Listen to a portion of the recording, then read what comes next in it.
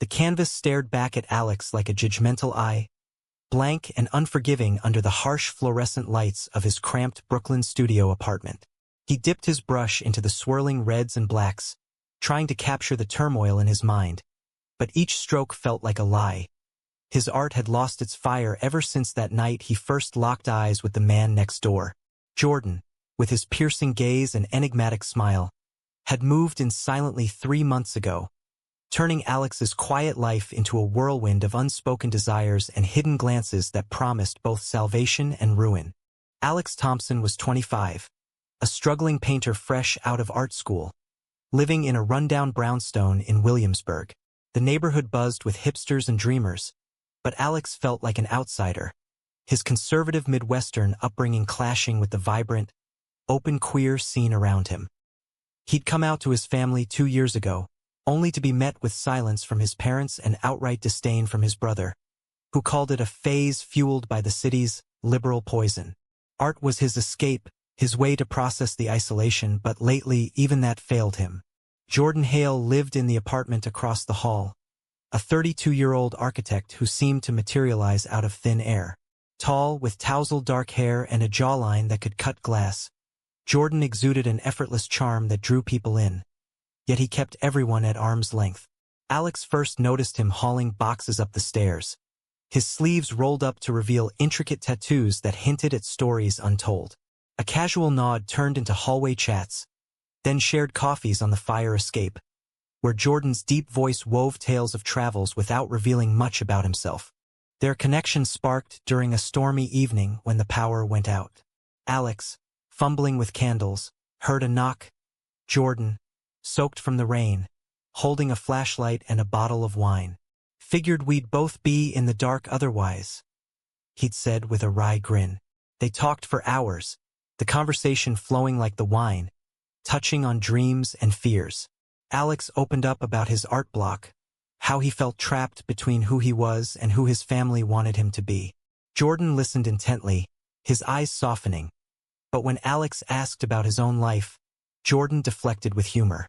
That night, as the lights flickered back on, their hands brushed, sending a jolt through Alex that he couldn't ignore. It was the start of something electric, but also fraught with uncertainty.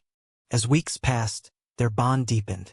Jordan invited Alex to his apartment one evening, revealing a space filled with blueprints and sketches that mirrored Alex's own creative chaos.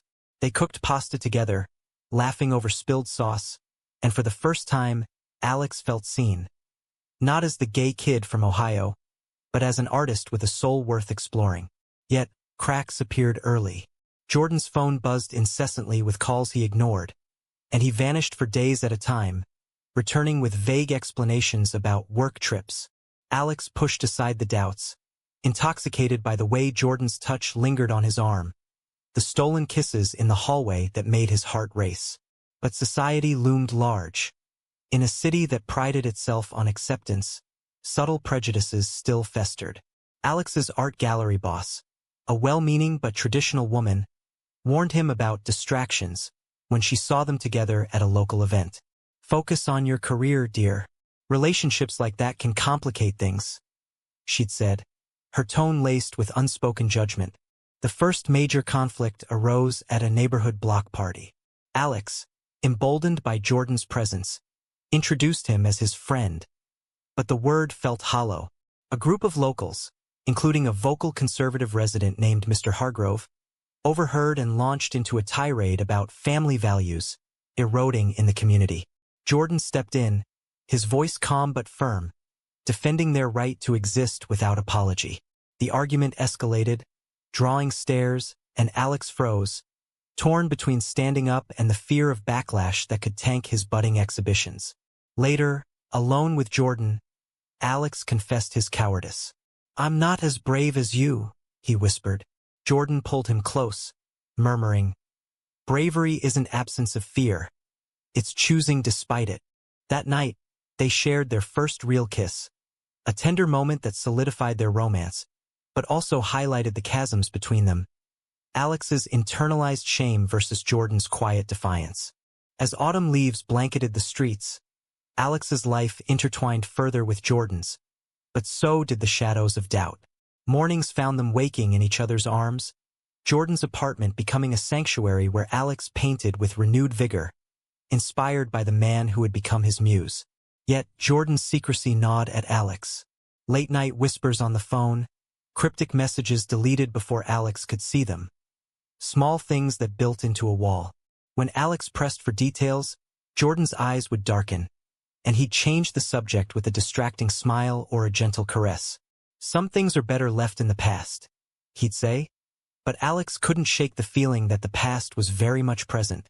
Their relationship faced its first external storm when Alex's brother, Mark, visited unannounced. Mark, a burly construction worker from Ohio, embodied the family's rigid values. He arrived with a duffel bag and a forced smile, claiming he wanted to check on his little bro in the big city. Alex panicked, hiding any trace of Jordan, but fate intervened. Jordan knocked on the door with fresh bagels, and Mark's eyes narrowed at the easy familiarity. Over awkward coffee, Mark grilled Jordan about his intentions, his tone dripping with suspicion. "You two seem close. What's the deal?" Jordan met his gaze steadily. "We're together. Does that bother you?" The room tensed. Mark exploded, calling it unnatural, a betrayal of their upbringing. Alex, caught in the crossfire, defended Jordan weakly at first, then with growing conviction. "This is who I am, Mark. If you can't accept it, leave." Mark stormed out, vowing to tell their parents everything. That night, Jordan held Alex as he cried, but the victory felt hollow. Alex had chosen love, yet at what cost? The incident rippled outward. Alex's parents called, their voices laced with disappointment. "We raised you better," his mother said, while his father remained silent, the unspoken rejection cutting deeper. In the queer community, reactions varied. Some friends celebrated their openness, but others whispered about Jordan's elusiveness, labeling him a red flag. Alex ignored the gossip, focusing on the joy, the way Jordan surprised him with tickets to an underground art show, or how they danced in the kitchen to old jazz records. But a turning point came during a heated debate at a local LGBT center event. Jordan, usually reserved, spoke passionately about acceptance, drawing from personal pain that he hinted at but never detailed. Alex watched in awe, but afterward, a stranger approached, recognizing Jordan. "You're that guy from the news a few years back, aren't you? The one involved in that scandal." Jordan paled, pulling Alex away without explanation. Desperate for truth, Alex confronted him that evening. "Who are you, really? I deserve to know." Jordan sighed, sinking into the couch. He revealed fragments. A past marriage to a woman, forced by family pressure, that ended in divorce when he came out. But there was more. A bitter custody battle over a child he rarely saw, accusations of instability thrown at him in court because of his sexuality. "I lost everything," Jordan admitted, tears glistening. "I moved here to start over, but the stigma follows." Alex's heart ached. He understood the pain of societal rejection, but anger flared too. "Why hide this from me?" Jordan's response was raw. "Because I was scared you'd see me as damaged goods." They argued late into the night, voices rising in frustration, but ended in reconciliation, their bond strengthened by vulnerability. Yet, the revelation opened old wounds for Alex, reminding him of his own family's conditional love. As winter approached, external pressures mounted. Alex's art gained traction, landing him a solo exhibition, but rumors about his controversial lifestyle circulated among potential buyers. A conservative critic panned his work in a local paper, subtly linking its chaotic themes to his personal life. Jordan encouraged him to fight back, but Alex hesitated, fearing professional suicide. Their differing approaches clashed, Jordan's boldness versus Alex's caution, leading to tense silences. One evening, after a particularly grueling day, Alex snapped, accusing Jordan of pushing him too hard. "Not everyone can just charge ahead like you." Jordan's face hardened. "And not everyone hides forever." The words hung heavy, a chasm widening between them. Snow blanketed Brooklyn, mirroring the chill that settled between Alex and Jordan after their argument. They reconciled with apologies and quiet nights in, but the undercurrent of tension persisted. Alex threw himself into his exhibition preparations, his paintings now infused with raw emotion, swirling abstracts that captured the beauty and pain of hidden love. Jordan became his silent supporter, attending previews and offering critiques that sharpened Alex's vision. Yet, as their intimacy grew, so did the societal backlash. Anonymous notes appeared under Alex's door. "Fags ruin neighborhoods." The word stung, a reminder that even in progressive New York, hate lurked in corners. The exhibition opening was a powder keg. Alex's work drew a diverse crowd, including allies and skeptics. Jordan stood by his side, hand in hand, a bold statement that turned heads. Whispers rippled through the room. Admiration from some, disdain from others. Then Mr. Hargrove appeared, the same neighbor from the block party, now emboldened by a group of like-minded locals. He confronted them publicly. "This isn't art. It's propaganda. You're shoving your agenda down our throats." Jordan fired back, defending not just Alex's work but their right to love openly. The exchange escalated into a shouting match, security intervening as flashes from phones captured the chaos. Alex, mortified, pulled Jordan aside. "Why do you always have to make it a fight?" Jordan's eyes flashed. "Because silence is complicity." The fallout was swift. Social media exploded with clips of the confrontation, polarizing opinions. Supporters praised their courage, while detractors labeled them agitators. Alex's sales suffered. A major buyer backed out, citing the drama. Worse, his parents saw the video, calling to disown him formally. "You've chosen this path. Don't come crawling back," his father said coldly. Devastated, Alex blamed Jordan, their arguments intensifying. "Your secrets and your fire, they're destroying my life," Jordan countered. "Or maybe they're forcing you to live it authentically." The rift deepened when Alex discovered more about Jordan's past. Online articles revealed the custody battle involved allegations of Jordan's unfit lifestyle, fueled by his ex-wife's homophobic family. Jordan had lost partial custody, his son now distant. "I didn't tell you everything because it hurts too much," Jordan confessed one tearful night. Amid the turmoil, a glimmer of hope emerged. Alex's art resonated with the queer community, leading to invitations for speaking engagements. At one panel on LGBT rights, he shared his story, surprising himself with newfound eloquence. Jordan watched from the audience, pride evident despite their strains. But controversy peaked when a journalist dug deeper into Jordan's history, publishing an exposé that twisted facts, portraying him as a troubled figure, exploiting young artists. The article went viral, painting their relationship as predatory.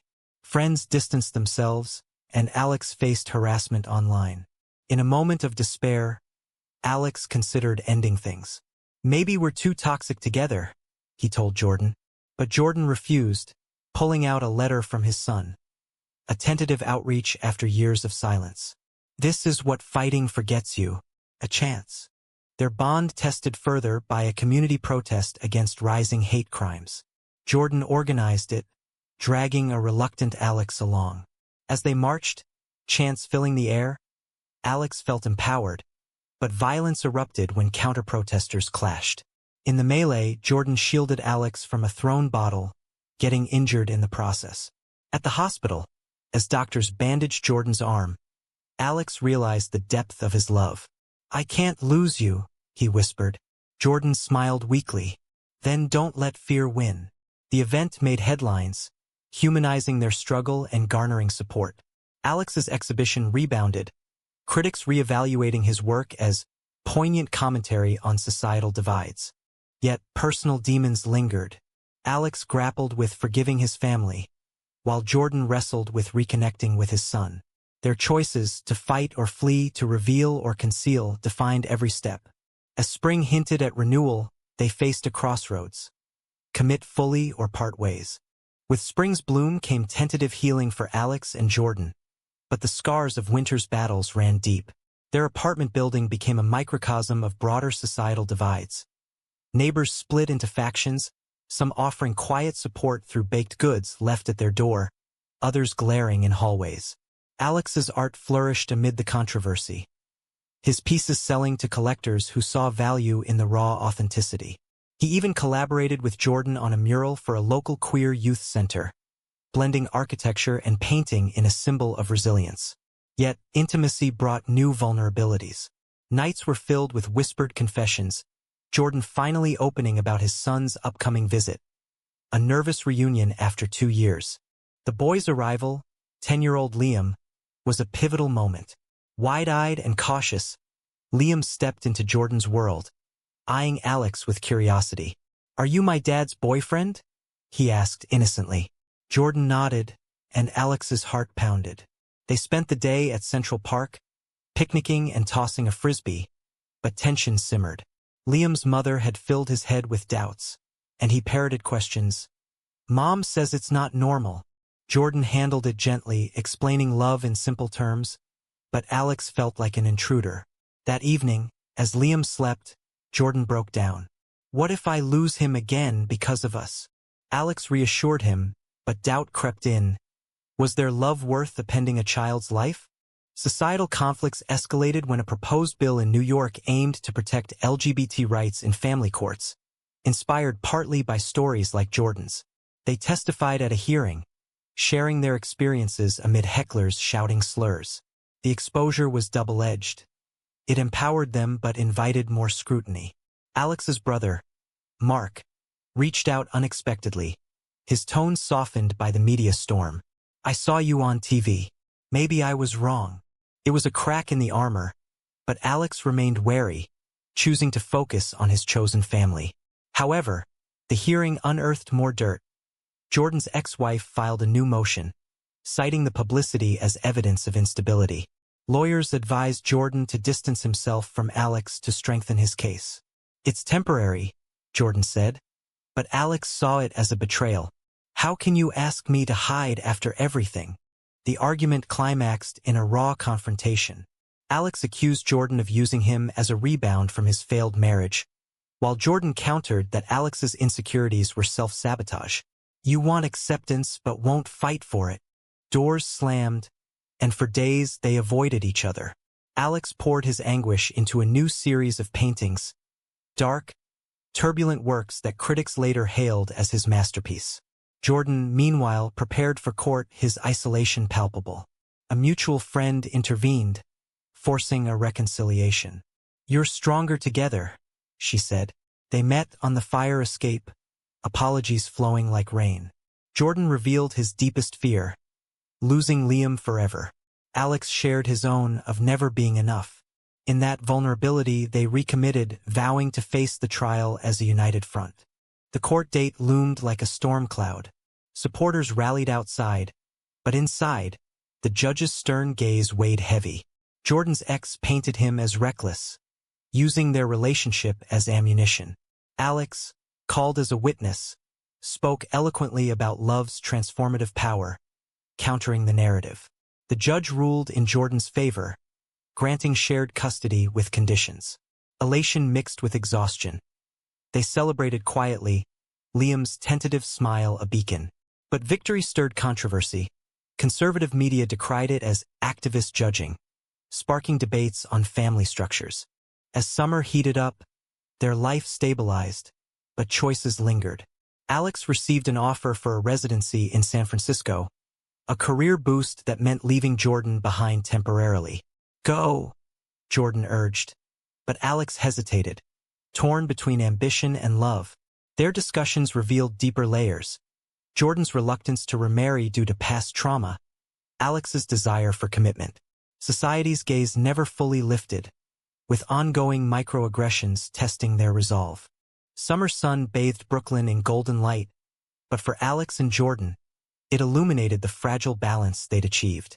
Liam's visits became regular, the boy warming to Alex through shared art sessions where they painted silly monsters together. Jordan's eyes lit up seeing them bond, a family forming against odds. Yet, Alex's residency decision hung over them like a shadow. "It's only 6 months," Alex reasoned, but Jordan's silence spoke volumes. Their conversations turned philosophical, debating if love could withstand distance in a world that already pulled them apart. A final conflict erupted at a pride parade, where they marched hand in hand with Liam. Joyous at first, it turned chaotic when protesters hurled insults, one even spitting at Jordan. Liam, scared, clung to them, and Alex's protective instincts surged. Later, at home, Liam asked, "Why do people hate us?" The question gutted them, forcing a discussion on prejudice. Jordan shared his own coming-out story, the rejection that shaped him, while Alex admitted his lingering shame. It bonded them closer, but also highlighted the toll Jordan's health suffered from stress, leading to migraines that worried Alex. In a moment of clarity, Alex declined the residency. "You're my home," he told Jordan. The choice sparked debate among friends. Some called it romantic, others foolish, sacrificing career for love. Jordan, touched, proposed a compromise. They'd travel together when possible. Their relationship, forged in fire, now burned steadily, but not without embers of doubt. Society's evolution was slow. A neighbor's petition to evict troublemakers failed, but reminded them vigilance was key. As fall returned, Alex reflected on their journey. From enchanted glances to hard-won love, his art evolved, capturing not just pain, but hope. Jordan reconnected fully with Liam, their trio a testament to resilience. Yet questions remained. Had they compromised too much? Was their love a rebellion or a surrender? In the end, was sacrificing personal dreams for love a sign of true commitment, or a tragic concession to societal pressures?